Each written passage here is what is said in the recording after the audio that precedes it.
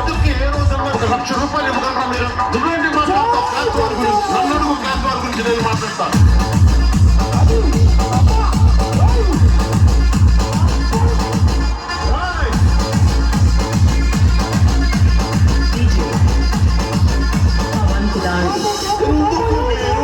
అంబేద్కర్ విదేశీ విద్యా పథకాన్ని పేరు తీసేసి జగన్ విదేశీ విద్యా పథకాన్ని ఎందుకు పెట్టారు? అంబేద్కర్ కంటే నువ్వు గొప్పవాడివా? జగన్మోహన్ రెడ్డి అంబేద్కర్ కంటే గొప్పవాడివా మీరు?